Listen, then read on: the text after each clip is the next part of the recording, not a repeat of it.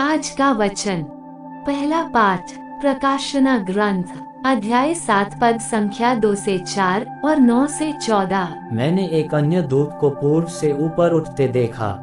जीवंत ईश्वर की मुहर उसके पास थी और उसने उन 4 दूतों से, जिन्हें पृथ्वी और समुद्र को उजाड़ने का अधिकार मिला था, पुकार कर कहा, जब तक हम अपने ईश्वर के दासों के मस्तक पर मुहर न लगाएं, तब तक तुम न तो पृथ्वी को उजाड़ो, न समुद्र को और न वृक्षों को।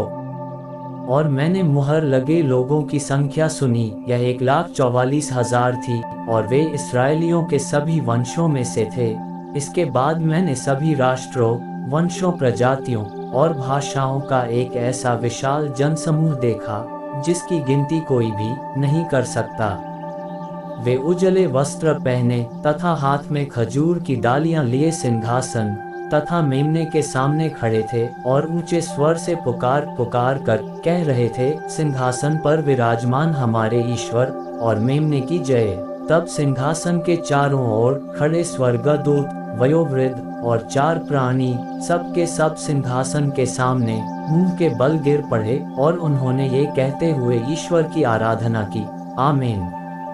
हमारे ईश्वर को अनंत काल तक स्तुति, महिमा, प्रज्ञा, धन्यवाद, सम्मान, सामर्थ्य और शक्ति, आमीन।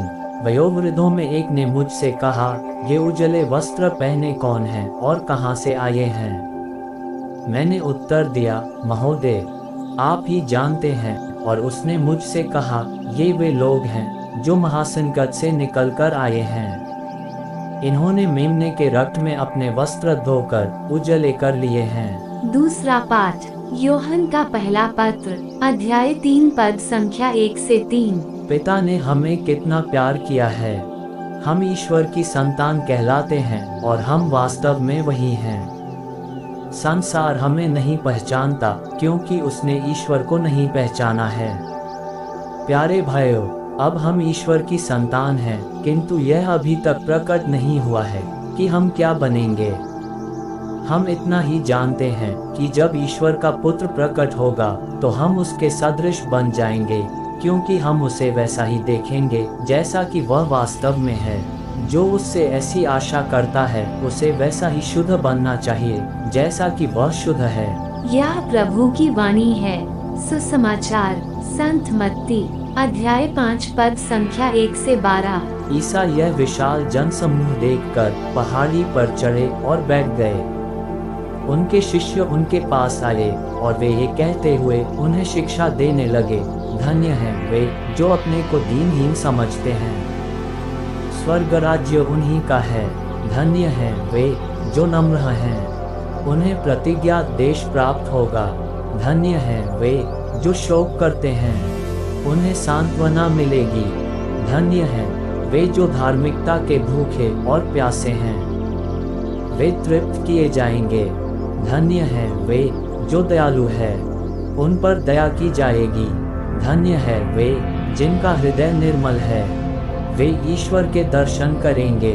धन्य हैं वे जो मेल कराते हैं, वे ईश्वर के पुत्र कहलाएंगे। धन्य है वे जो धार्मिकता के कारण अत्याचार सहते हैं, स्वर्ग राज्य उन्हीं का है। धन्य हो तुम जब लोग मेरे कारण तुम्हारा अपमान करते हैं, तुम पर अत्याचार करते और तरह तरह के झूठे दोष लगाते हैं।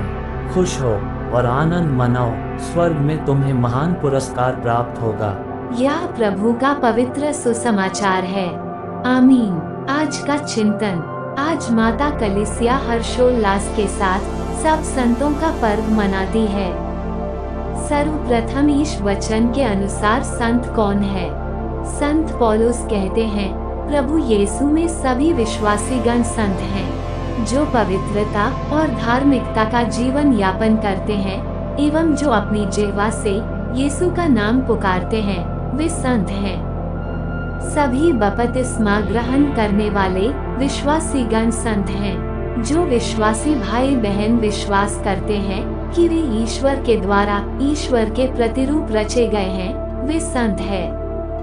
आज के सुसमाचार में संतों की मुख्य विशेषताओं को समाहित किया गया है, जिसमें आत्मिक व्यक्तिगत सद्गुण, शुद्धता, एवं संयम भरा परिवेश उन्हें व्यक्तिगत जीवन में उदारता, दयालुता, क्षमाशीलता प्रदर्शित करने में सबल बनाता है। ईश्वर ने हमें विभिन्न प्रकार के अंदरूनी सद्गुणों से सजाया है।